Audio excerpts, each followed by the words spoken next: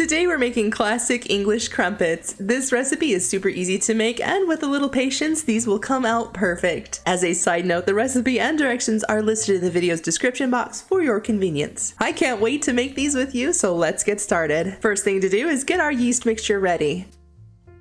We're going to need 1 teaspoon of active dry yeast, 1 tablespoon of warm water. Be sure not to use any hot water or you'll risk killing the yeast, rendering it useless. We're going to give this a quick mix and then set it off to the side.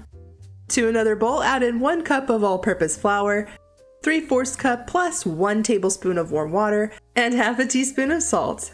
Grab a whisk and mix everything together for 2 minutes, making sure to completely mix in any and all lumpies. This looks perfect. Everything is completely mixed together. Now we're ready to add in the remaining ingredients. 1 teaspoon of baking powder, half a teaspoon of sugar, and our yeast mixture. We're going to whisk in these final ingredients, then we're going to cover this with plastic wrap or use a plate and place it in a warm place for 15 to 30 minutes until the surface is nice and foamy. We're not expecting this to double in size, only increase in volume by maybe 10 to 15%. At the time of filming this, I already had something else baking in the oven, so I placed a tea towel on the top of my stove, set this bowl on top, and that was enough warmth to help my mixture do what it needed to do. Another method, if your oven is not in use, you can of course stick this in the oven with the interior light on. That should be enough warmth to help your mixture do its thing. After the rest period is up, take off the plastic wrap, and we're ready to make some crumpets. Now here's the tricky part, the part that requires some patience. To a pan over medium-high heat, add in a small piece of butter for the sizzle test. Sizzling like this means the pan is ready. If your butter starts to smoke, the pan is way too hot. The sizzle test basically means the crumpet batter needs to sizzle gently when it hits the pan. If it's not warm enough, we won't get any bubble action. If it's too hot, the crumpets will burn. Once your pan is ready, take a well-greased cookie cutter ring. I rub the interior with butter and add in a 1/4 cup of our crumpet batter. We're going to cook this for about 1.5 minutes. During this time, you'll start to notice bubbles forming along the edge, but they're not popping yet. Next, after 1.5 minutes, turn down the heat to medium and cook for 1 minute. At this stage, you should start to see the edge bubbles popping. Lastly, adjust your temperature one more time, lowering it down to medium-low. From here on, we're going to cook this for 2 to 4 minutes or until the surface is set and it's clear that there will be no more bubbles popping. After which, you can remove the cookie cutter ring, and if you want, you can flip your crumpet over for 30 seconds to add in a little bit of color on top. Once your crumpet is done, wipe out your pan and repeat the same process. If you're having trouble with your butter burning on your crumpet, or you just don't like the way it looks in your pan after you've completed a batch, you can use ghee instead. Butter's smoke point is between 325 and 375 degrees, whereas ghee will stay nice and buttery as its smoke point is between 400 and 500 degrees. Most households don't have ghee readily available, but if you do, it's a great alternative. Also to note, you're not restricted to one standard size crumpet. You can make these as big or as small as you like. Just be sure to watch the smaller ones more closely. And yes, if you can't resist, you can assist in the popping of the bubbles.